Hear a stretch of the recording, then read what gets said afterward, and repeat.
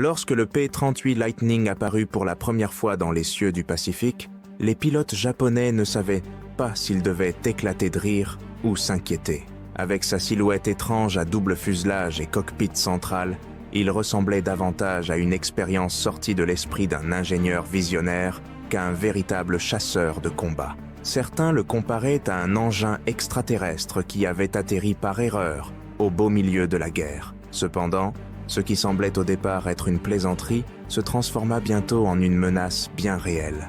Les Américains le surnommèrent avec fierté « le diable à queue fourchue », bien qu'en réalité ce surnom soit né dans la Luftwaffe allemande, qui le redoutait déjà pour ses caractéristiques uniques.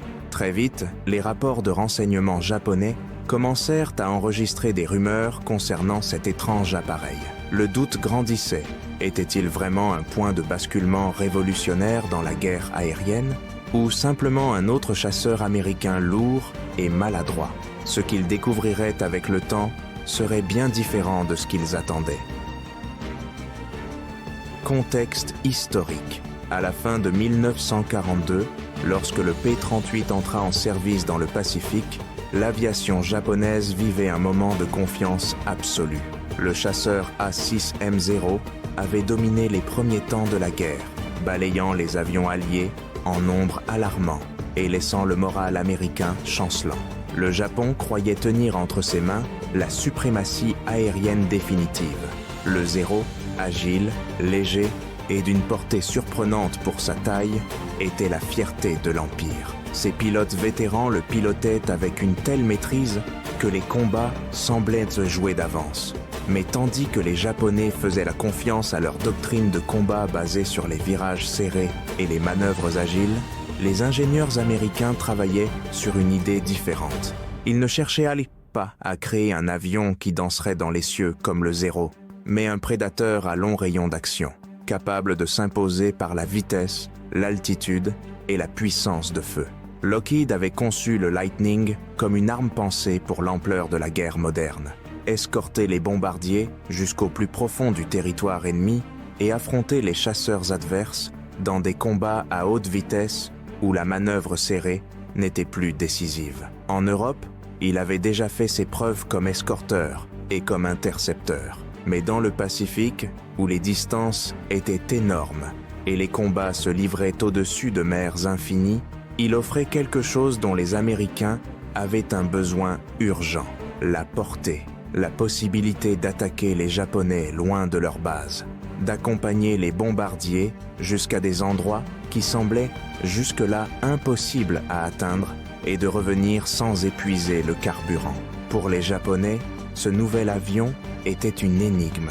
Leur doctrine, basée sur les combats de virages serrés et les manœuvres à courte distance, semblait incompatible avec cet appareil étrange et lourd. Au début, le renseignement japonais le méprisa.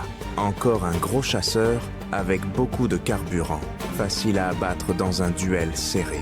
Mais quand les premiers P-38 apparurent au-dessus des îles Salomon, poursuivant les Zéros depuis des distances impossibles et revenant sains et saufs, il devint clair que ce n'était pas un simple avion américain de plus.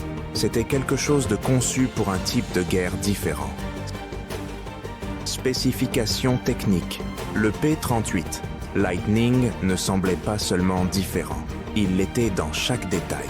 Ses deux moteurs, Allison V1710, équipés de turbocompresseurs, lui permettaient d'atteindre des vitesses supérieures à 400 miles par heure, un chiffre qui surprit profondément les analystes japonais habitués à rencontrer des chasseurs américains bien plus lents.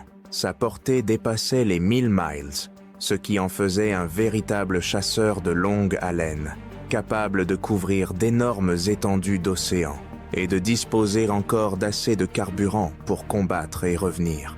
Son armement concentré dans le nez était un autre de ses atouts maîtres, alors que la plupart des chasseurs avaient leurs mitrailleuses dans les ailes, obligeant les balles à converger à une distance déterminée, le Lightning tirait toute sa puissance en ligne droite. Un canon de 20 mm Hispano et 4 mitrailleuses calibre 50. Cela lui donnait une précision mortelle, même à longue distance. Les pilotes japonais réalisèrent rapidement à quel point il était dangereux d'affronter un Lightning de face. S'il tirait, il y avait de fortes chances qu'il touche. En termes de résistance, il jouait dans une autre catégorie. Il pesait plus de 17 000 livres, 3 fois le zéro. Et pourtant, grâce à son train d'atterrissage tricycle et ses hélices contrarotatives, il restait étonnamment stable en vol à grande vitesse. Tandis que le zéro était agile, mais fragile, incapable de supporter trop de dégâts, le P-38 pouvait encaisser les impacts, perdre un moteur et rentrer quand même à la maison. Pour les pilotes japonais, ce fut déconcertant. Abattre un zéro pouvait être l'affaire d'une bonne rafale. Faire tomber un Lightning, c'était une autre histoire. Ce qui semblait au départ être un géant maladroit se révéla être un tueur silencieux, créé pour un type de combat auquel le Japon n'était pas préparé. Le drame de son développement. Mais l'histoire du Lightning ne fut pas un chemin simple. Quand Lockheed présenta son design en 1937, beaucoup aux corps aériens de l'armée le regardèrent avec scepticisme. Son double fuselage, sa complexité mécanique, son apparence futuriste à une époque qui faisait encore ses adieux au biplan, firent que beaucoup le considérèrent comme peu pratique. Les premiers vols d'essai semblaient confirmer ces doutes. Les moteurs surchauffaient facilement lors de montées prolongées, le cockpit gelait en haute altitude au point de rendre le pilote aveugle, et le plus inquiétant, en piqué à grande vitesse, l'avion devenait incontrôlable. Ce phénomène, appelé compressibilité, était pratiquement inconnu à cette époque. À plus de 500 miles par heure, les commandes se durcissaient jusqu'à devenir inutilisables, piégeant le pilote dans une descente mortelle. Plusieurs pilotes d'essai perdirent la vie avant que les ingénieurs ne développent des volets spéciaux permettant de reprendre le contrôle. Chaque amélioration ajoutait du poids. Blindage, réservoirs auto-obturants, armement supplémentaire. Tout éloignait l'avion de l'idée classique d'un chasseur léger. Beaucoup demandaient d'équipe d'annuler le projet et de se concentrer sur des modèles plus simples comme le P-40. Mais Lockheed insista. Ils perfectionnèrent les turbocompresseurs, améliorèrent le système de refroidissement, renforcèrent la structure. Peu à peu, le Lightning cessa d'être une expérience problématique et devint une machine capable de voler plus haut, plus vite et plus loin que n'importe quel chasseur japonais. En 1942, quand la guerre dans le Pacifique exigeait exactement ces caractéristiques, le P-38 était prêt. Et ce qui au départ avait été vu comme un design risqué, finit par être une arme taillée sur mesure pour le théâtre le plus exigeant. Performance au combat. Les premières de rencontres, en 1942 et 1943, furent révélatrices. Les Japonais, habitués à ce que les chasseurs américains soient lents et maladroits en virage, tentèrent de traiter le Lightning comme n'importe quel autre. Mais le P-38 ne jouait pas selon ces règles. Les pilotes américains adoptèrent des tactiques différentes. Ils montaient en haute altitude, se lançaient en piqué à une vitesse terrifiante, tiraient avec précision et s'échappaient en remontant avant que les zéros ne puissent réagir. Cette stratégie, connue sous le nom de boom and zoom, annulait le principal avantage du zéro, sa maniabilité. Le Lightning n'avait pas besoin de mieux virer, seulement d'apparaître, frapper et disparaître. Cette vitesse lui permettait également de choisir quand entrer ou sortir du combat, quelque chose qui désespérait les as japonais habitués à des adversaires pris au piège dans des duels prolongés. Le plus alarmant pour le Japon fut de découvrir que le Lightning pouvait escorter les bombardiers à des distances qui étaient auparavant territoire sûr. Des missions qui laissaient avant les bombardiers sans défense se transformèrent avec des escadrilles de P-38 balayant les cieux des chasseurs ennemis. À Rabaul et Bougainville commencèrent à être rapportées des apparitions surprises du Lightning. Il arrivait à l'objectif, combattait et restait dans la zone plus longtemps que prévu, comme s'il ne connaissait pas la limite de portée. Son moment le plus célèbre arriverait en avril 1943, durant l'opération Vengeance. La mission pour intercepter et abattre l'amiral Isoroku Yamamoto. cerveau de l'attaque sur Pearl Harbor. Ce fut une opération de précision chirurgicale, réalisée à une portée que seul le Lightning pouvait couvrir. Ce jour-là, le Japon comprit que le P-38 n'était pas seulement un chasseur, c'était une arme stratégique capable de changer le cours de la guerre. La vision japonaise.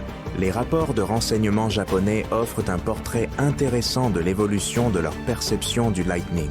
Au début, en 1943, il était méprisé comme un appareil surdimensionné, utile seulement comme escorte et sans possibilité dans un duel serré. Mais au fur et à mesure que les mois passaient, le ton changea. À la fin de cette même année, il était décrit comme un attaquant véloce et dangereux, qui devait être traité avec une extrême précaution. Les pilotes japonais qui revenaient d'affrontements le décrivaient comme un faucon tombant du ciel. Il attaquait, tirait et disparaissait avant qu'on puisse réagir. Le plus inquiétant était sa capacité à apparaître dans des endroits inattendus. Beaucoup de récits parlaient de la tension, de voler en apparente tranquillité et, soudain, voir surgir un P-38 depuis les nuages, ouvrir le feu et disparaître. Cette incertitude obligeait les pilotes à rester toujours en alerte, même quand ils croyaient avoir le contrôle. Les dégâts psychologiques furent aussi importants que les physiques. Le moral japonais, avant basé sur la confiance absolue en la supériorité du zéro, commença à se fissurer. Voir qu'un ennemi pouvait résister à leurs tirs, frapper de plus loin et s'échapper sans donner l'option du duel honorable, minait la mentalité de combat. En 1944, le Lightning n'était plus une énigme. C'était une menace reconnue et respectée. Innovation tactique. Le Lightning n'impressionna pas seulement par son aspect, il changea aussi la façon de se battre dans les airs. Jusqu'alors, beaucoup de pilotes alliés commettaient l'erreur de tenter de tourner avec le zéro, tombant sur un terrain où le japonais était invincible. Le P-38 obligea à abandonner cette mentalité et à se battre selon d'autres règles. Les Américains commencèrent à entraîner un nouveau style, attaquer d'en haut à grande vitesse, tirer avec précision grâce à leurs armes concentrées dans le nez et reprendre de l'altitude avant que l'ennemi ne puisse réagir. C'était le frapper et fuir, une tactique qui transformait chaque rencontre en attaque éclair, sans concéder l'opportunité d'un combat prolongé. Il introduisit aussi la discipline du travail en binôme. 2 Lightning coordonnés pouvaient se couvrir et se relayer à l'attaque, multipliant l'efficacité. L'un distrayait, l'autre tombait depuis un angle inattendu. Le résultat était une sensation de harcèlement constant. Dans les missions d'escorte, il ne se contentait plus de voler aux côtés des bombardiers. Il nettoyait le ciel avant que l'ennemi ne s'approche, avec un caractère offensif qui désorientait complètement les Japonais. Le P-38 ne fut pas seulement un chasseur, ce fut une leçon tactique qui enseigna aux pilotes que l'intelligence et la coordination pouvaient vaincre la maniabilité pure. Effet psychologique. Au-delà du technique, le Lightning mina le moral japonais. Pendant des mois, les pilotes du zéro avaient volé avec un sentiment de supériorité incontestable. Mais le P-38 brisa cette confiance. Sa silhouette étrange à double queue, qui au début semblait motif de moquerie, devint rapidement un symbole de peur. Le Lightning n'entrait pas en virage, ne suivait pas les règles qu'il connaissait. Il apparaissait d'en haut, tirait avec une puissance dévastatrice et disparaissait avant qu'il ne puisse réagir. Cette incapacité à attraper l'ennemi généra de la frustration et, peu à peu, de l'insécurité. De plus, sa portée lui permettait d'apparaître n'importe où, même dans des zones que les Japonais croyaient sûres. Cette sensation que l'ennemi pouvait arriver partout devint un fardeau psychologique constant. La résistance de l'avion empirait encore plus la situation. Voir un Lightning recevoir des impacts et s'échapper quand même, alors qu'un zéro pouvait brûler avec un seul tir bien placé, était démoralisant. La comparaison directe mettait en évidence la fragilité de leur propre machine. Le résultat fut un changement dans l'état d'esprit des pilotes japonais. Là où avant ils se lançaient avec une décision absolue, commencèrent à apparaître des doutes. Et dans le combat aérien, un instant de doute peut être fatal. Le Lightning ne domina pas seulement les cieux, il sema la peur chez ceux qui l'affrontaient. Héritage et impact. Le Lightning n'accumula pas seulement des victoires au combat. Son plus grand triomphe fut de changer la façon dont on concevait la guerre aérienne. Il démontra que la portée, la vitesse et la puissance pouvaient surpasser l'agilité dans un monde où les distances étaient énormes et le ciel impitoyable. Il fut une pièce décisive dans l'usure de l'aviation japonaise, contribuant à décimer ses vétérans les plus expérimentés. Son influence se fit sentir dans l'aviation postérieure. L'idée de concentrer l'armement, prioriser la vitesse et concevoir des chasseurs en pensant à la survie du pilote se reflèterait dans des avions comme le F-86 Sabre et au-delà, dans les chasseurs multifonctions modernes. Mais surtout, le Lightning laissa une empreinte dans la mémoire. Pour les Japonais, ce fut la preuve que la confiance aveugle en la maniabilité était révolue. Pour les Américains, ce fut le symbole de l'innovation mise au service de la stratégie. Aujourd'hui, à peine quelques Lightning survivent en état de vol. Mais chaque fois que rugissent leurs moteurs jumeaux dans un meeting aérien, ils rappellent cette époque où un avion étrange, presque ridiculisé au début, devint l'une des armes les plus redoutées du Pacifique. Un prédateur qui changea les règles de la guerre et qui démontra que, dans les airs, l'adaptation l'emporte toujours sur la perfection. Si vous voulez plus d'histoires cachées d'avions légendaires, assurez-vous de vous abonner à Furie Aérienne pour ne pas manquer les prochains récits.